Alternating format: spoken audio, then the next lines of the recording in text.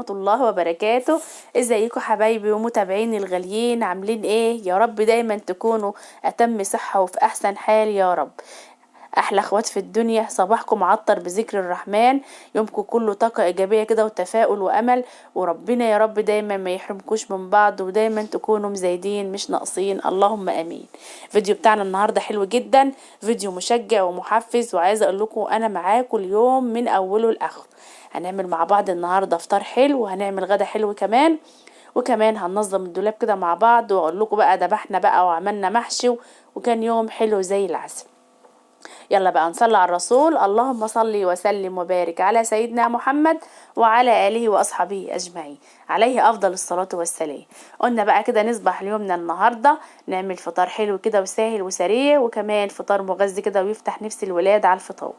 عملت ايه؟ هنعمل شكشوكة مع بعض كده، وحمرت بطاطس او قليت بطاطس، وهنعمل بقى نقطع خيار وجبنة على طماطم، وكان اكل زي الفل زي ما انتوا شايفين معايا كده. الشكشوكة بتاعتي بقى عملت ايه؟ جبت بصلاية صغيرة، وكمان طماطمايه، وجبت فلفل الوان، حتة فلفلاية صفرة كده وحتة فلفلاية خضرة، ولو عايزة تضيفي حمرة كمان ضيفي، وخرطتهم كلهم على بعض زي ما انتوا شايفين كده، ورفعتهم على البوتاجاز مع ايه؟ ندعة زيت صغيرة، وسبتهم بقى لحد ما يتبلوا كده، الخضار بتاعي كله يدبل ويستوي كده ويبقى زي الفل. وبعدين هنضيف البيض بتاعي، كنت كسرت البيض بقى زي ما انتوا شايفين كده، وضربته كده ايه بالشوكة كده بشوية فلفل اسود صغيرين وشوية ملح، ونزلت بيهم كده على الطاسة، وهسيبهم بقى لحد لما يستووا كده، ممكن تغطي عليهم ممكن ما تغطيش. طبعا البطاطس كنت حمرتها كده اهيت وجهزت معايا، وعملت كمان جبنة على طماطم وعسل وخيار، وحطيت كمان الشكشوكة بتاعتي اهيت. وادي الاكل بتاعنا خلص وبقى زي الفل. هنروح بقى نفطر علشان نعمل كوباية نسكافيه حلوة كده، ونقوم بقى نشوف اللي ورانا ونعمل كل حاجة ورانا. صلي معايا على الرسول، اللهم صل وسلم وبارك على سيدنا محمد وعلى آله وأصحابه أجمعين، عليه أفضل الصلاة والسلام. اوعوا تنسوا تصلوا على رسولكم، صلوا على رسولكم، صلوا من يشفع فينا يوم القيامة. هنعمل بقى كده فطرنا الحمد لله وبقى زي الفل. قلنا بقى اعمل كوباية نسكافيه كده علشان خاطر اكمل يومي، وطبعا لازم بقى نكمل اليوم بتاعنا ونشرب كوباية نسكافيه حلوة تعدل لنا دماغنا، او كوباية شاي. صراحة يعني الواحد مدمن شاي يعني النسكافيه كمان. هنعمل بقى كوبايه النسكافيه، غليت اللبن بقى كده وحطيت بقى نسكافيه في الكوبايه وسكر وقلبته كويس كده، وهنروح بقى نشرب كوبايه النسكافيه بتاعنا علشان هنرتب بقى مع بعض الدولاب. هرتب الدولاب معاكم بطريقه حلوه جدا، او هطبق الهدوم النهارده بطريقه حلوه جدا بامر الله هتعجبكم. طبعا انا رتبت الدولاب دهوت علشان في واحده حبيبتي وصاحبتي قالت لي انا عايزه اشوفك بتعملي الدولاب ازاي، او بترتبي الهدوم ازاي، او بتطبقها بمعنى اصح ازاي. فانا طبعا كده طلعت الهدوم بتاعتنا بقى، قلت اما هبدأ بالضلفة بقى، طبعا ضلفة جوزي او بالدولاب بتاعنا كله بتاع جوزي كده وبتاعنا، واحدة واحدة كده. طبعا زي ما انت شايفة معايا انا بجيب البنطلون او بنطلون الترنج اي بنطلون اهو، التطبيقة سهلة جدا. طبعا بخلي النص بقى بقسمه نصين، واخلي النص اللي فوق في قلب بعضه كده زي ما انت شايفة معايا، مفيش اسهل ولا ابسط من كده. خلي بالك معايا اهوت، علشان خاطر طبعا احنا كلنا عارفين ستات البيوت الشطار عارفين بيطبقوا ازاي ومش محتاجين طبعا، بس انا عملت الفيديو دهوت او حاولت يعني نطبق الهدوم قدامها او كده، عشان صاحبتي وحبيبتي اللي قالت لي، طبعا هي بنوتة صغيرة لسه عايزة تتعلم يعني طريقة صحيحة او طريقة كويسة لتطبيقة الهدوم، او تشوفني يعني انا بطبق ازاي. طبعا هي دي الطريقة بتاعتي اللي انا بطبق بها هدومنا على طول. بصوا ما بتاخدش معايا وقت خالص، وفي نفس الوقت كمان بتبقى الهدوم شكلها كده منتظم ومتساوي وحلوة وجميلة، سهلة جدا وبسيطة. وبتلاقي الهدوم بتاخد مساحة صغيرة كمان في الدولاب بتاعك. لو انت بقى الدولاب بتاعك مليان هدوم وكده هتبص تلاقي التطبيقة ديت مش هتاخد مساحة خالص خالص. بتني كده التيشيرت نصين، وبعدين بقوم قسمها نصين واطبقه على صغير زي ما انت شايفاه قدامي كده، مفيش اسهل ولا ابسط من كده. بصوا التيشيرت بقى صغير ازاي، ولا تلاقي بقى في لياقه طالعه ولا كم طالع ولا نص كم ولا كلام من ده نهائي، بتبقى الهدوم كلها متساويه وبتبقى واخده حجم حلو جدا. طبعا بقى انا بفرز الهدوم كمان، يعني الهدوم الصيف كده هركنها على جنب، والهدوم الشتوي كمان هحطها بقى وايه واظبط الدولاب بتاعي او هرتبه كويس. طبعا انا بدأت بالدولاب بتاعنا، ان شاء الله بعد كده هبقى ارتب برضو الهدوم بتاعت ولادي او الدولاب بتاع ولادي، وهوريكم برضو في الطريقة بتاعتي في ترتيب الهدوم وكده. وقلت كمان هطبق كمان العبيان، وهطبق كمان فرشة او المفارش بتاعت السراير والفوط، هطبق كل حاجة معاكم. طبعا دي البرافلات اهيت، بتني البرافل كده نصين، وطبعا الكمان بتبقى جوه، وبالطريقة دي كده اهي، مفيش طريقة اسهل من كده. الطريقة بتاعتي كلها واحدة، معتمدها كلها بصوا اهي، سهلة جدا وبسيطة، مفيش صعوبة خالص. يا رب بس تكون وصلتك او تكوني شفتيني كويس، يعني انا برتبها ازاي او بطبق الهدوم ازاي.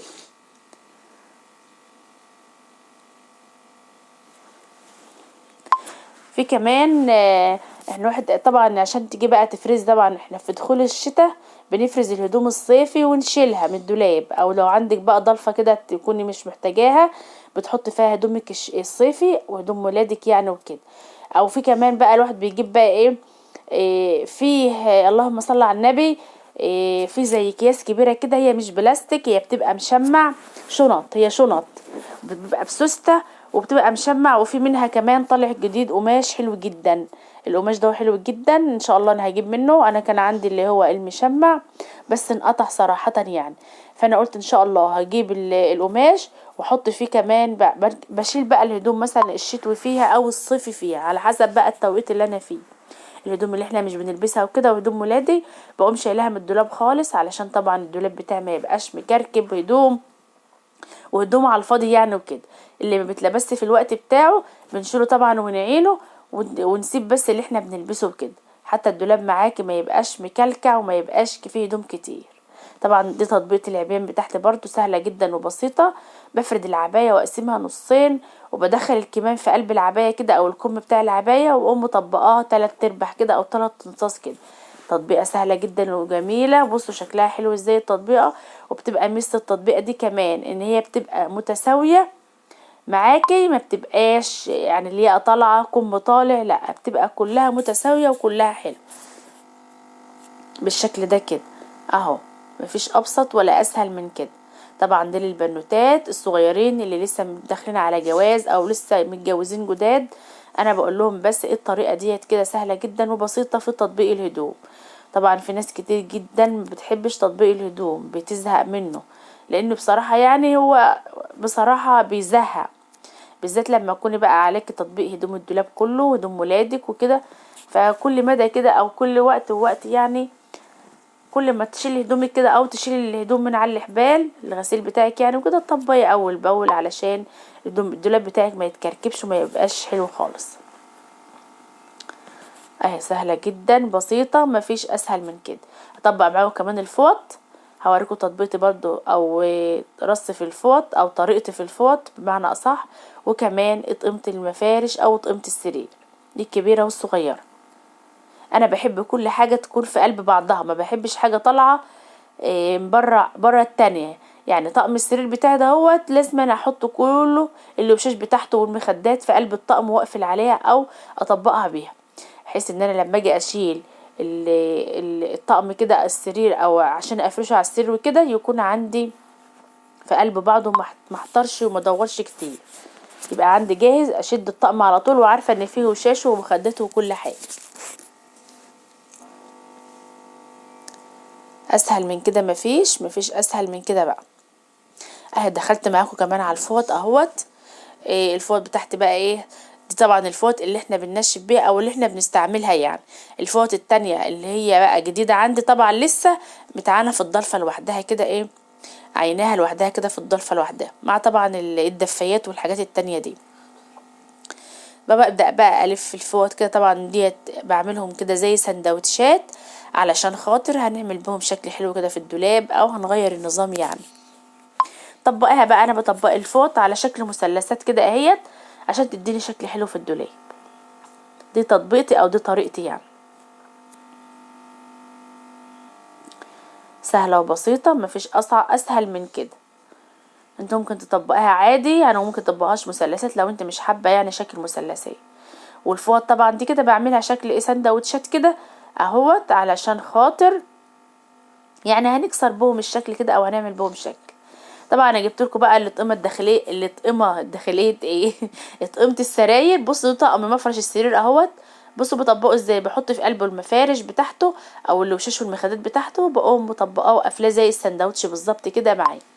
بيبقى جميل جدا وسهل. زي ما قلت لكم بقى، اشد الطعم على طول افرشه، ما انعاش الهم خالص، ولا اقول بقى هدور على وش ولا ادور على مخده، لا بيبقى جاهز معايا. طبعا برضو دي بالنسبه لسراير الاطفال، قيمه الاطفال برضو بطبقها في قلب بعضها كده، الملايتين على بعض بطبقهم في بعض، وادي الوشاش بتاعتهم كمان بحطهم في بعض كده اهو بالطريقه دي كده، واقوم برضو قافله الملايه عليهم كده اهي. هعمل بقى كله كده هعمل بقى طقيمه السراير كده بتاعه الاطفال والكبيره، وهوريكم بقى كمان هنرص ازاي في الدولاب.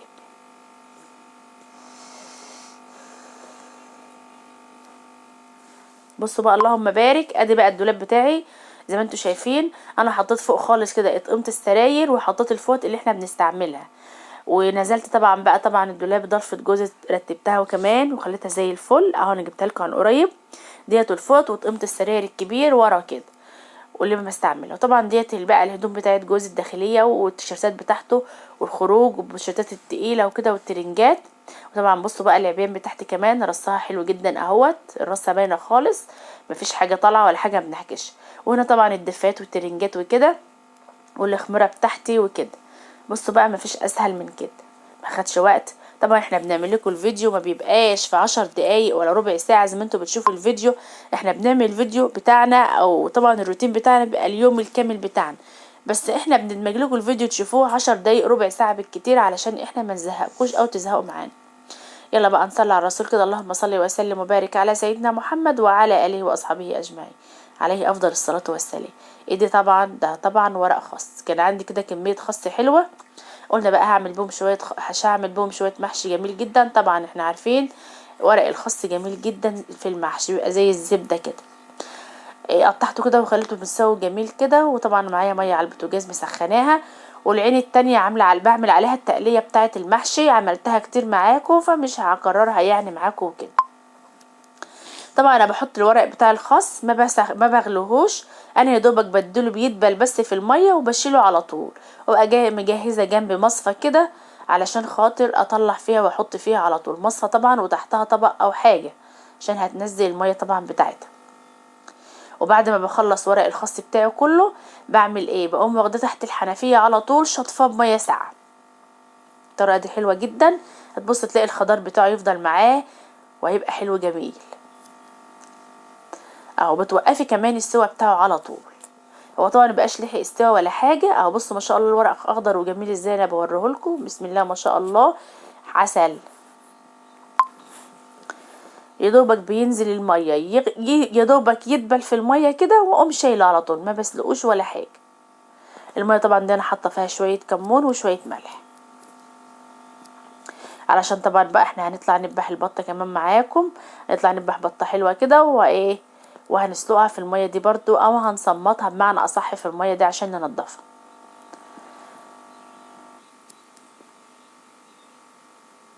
خلاص اهوت، هطلع بقى كمان على طول. اخر دور كان اخر شويه ورق خاص. خلاص بقى ما شاء الله اللهم بارك كده، خلصت كل ورق الخاص بتاعي ما شاء الله، كانت كميه حلوه جدا، عملت لي حله كويسه جدا. هشيله بقى واركنه كده زي ما قلت لكم، هشطفه شطفه كده واقوم راكناه على جنب. بصوا بقى انا كنت في الوقت ده كنت عملت التسبيكه بتاعه المحشي، طرحت ذبحت البطه بقى اهوت. طبعا عايزه اقول لكم بقى الدنيا شتت والبط يا عيني بصوا موحوح كده من الشتا، غرقان يا عيني. بس بقى انا على مين، انا هذبحه بقى ان شاء الله واحطه في التلاجة، هتسلى فيه كده اذبحه واحطه في الفريزر علشان خاطر طبعا الجو برد والبط في البرد بيخس. طبعا احنا عندنا مكان كده فوق بس الجو برد برضو، يعني الجو بيبقى برد فيه عليه. طبعا بتحط في ميه التصميت بقى حاجه حلوه جدا علشان خاطر البطه بتاعتك لو فيها بقى ايه ريش صغير او اللي هو الزغبر الصغير دهوت، هتحط في الميه بتاعه التصميت حبه كربونات. جربي بقى الكربونات وكده مع البط وانت بتصمتيه كده بسم الله ما شاء الله عسل، بينضف البطه معاك وبيجليها جلي كده. هنشوف كمان مع بعض اهوت. طبعا انا جبت البطه بقى كده على الحوض علشان خاطر انضفها معاكم ونشوفها هتنضف وتبقى زي الفل ازاي. بص اللهم بارك. بصوا بقى، بصوا ما شاء الله، اللهم بارك اهي. بتجلي معاك البطه بسرعه. حبه الكربونات دولت عايزه اقول لكم بينضفوا اي زغبر في البطه او اي حاجه او ريش صغير كده في البط، بيتشال بسهوله جدا. نضف البطه بقى وننضفها حلو جدا معاكم اهو. بصوا ما شاء الله، على ما شاء الله البط بتاعي يعني كان الحمد لله بقى حلو، كان حجمه كويس يعني وكده. يعني البط داجن، انا مش بحب اذبح البط وهو صغير، لا انا احب البط يكون داجن ويكون يعني إيه حلو نشف بمعنى اصح. ما بحبش البط الطري. لما البطه تكون ناشفه كده تاكليها تحس انك انت فعلا طعمها حلو، ما تلاقيش فيها دهن كتير وما تلاقيهاش طريه كده. اما البط لما يندبح صغير بتلاقيه طري ومش حلو خالص خالص. فانا عامه ما بحبش البط الصغير ابدا او اللي بيندبح بدري يعني. لازم بوفيه حقه او بديله حقه كده لحد ما ينشف ويبقى معاك داجن وحلو. حتى تلاقي البطه بطه، مش تذبحي البطه تلاقيها ما فيهاش حاجه. هنضف بقى كده. طبعا زي ما انكم بتقولوا هي ما وراهاش الا المحشي ولا ايه. عملنا محشي كتير قبل كده على القناه، بس المحشي حلو جدا واحنا عامه بنحب المحشي يعني. وكمان الجو برد بقى والدنيا الايام دي شتا وكده، فالمحشي يبقى في الشتا بصراحه طعمه حلو جدا، بيدفيكي كده وانت قاعده في الشتا.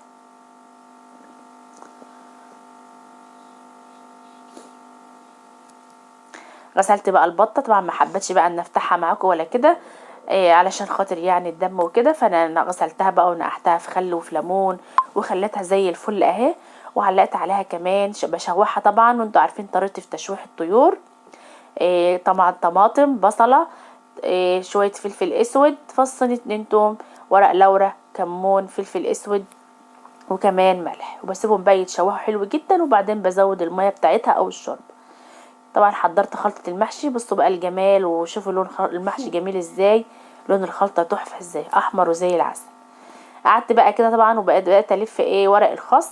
طبعا بلفه زي ورق العنب كده، هي سهل جدا يعني، ممكن تلفيه زي ورق العنب او الورق العادي كمان. هلف بقى ورق الخس بتاعي. حلة المحشي بتاعتي كانت حلة محشي والله العظيم زبدة كده عسل، حبة محشي زي السكر. زي ما قلت لكم قبل كده من احلى المحاشي محشي الخاص ده، جميل قوي قوي، طعمه حلو جدا. عايزه اقول لكم ان احنا كنا يعني الاول ما بنعملهوش، او بمعنى اصح ملناش فيه يعني في الاكل وكده، بس على فكره لما عملته وجربته لقيته طعمه حلو جدا زي السكر في الاكل. كان اكتر حاجه محببه على قلبنا يعني هو محشي الكرنب والكوسه كمان. عندي ولادي بيحبوا الكوسه جدا عن الكرنب كمان.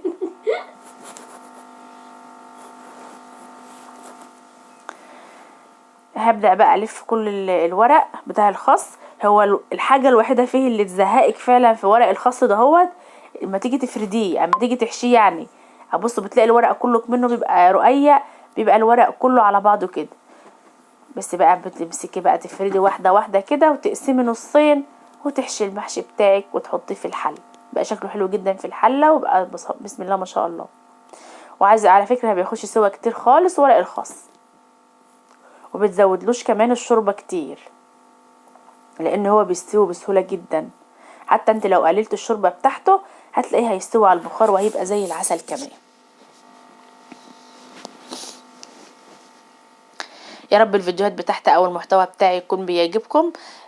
وتكتبوا لي بقى كومنت حلو كده وتحطوا لايك لو لسه ما حطيتوش. اوعوا تكونوا نسيتوا تحطوا لايك، شجعوني بكومنت جميل، وما تنسوش اللايك بالله عليكم حطوا لايك.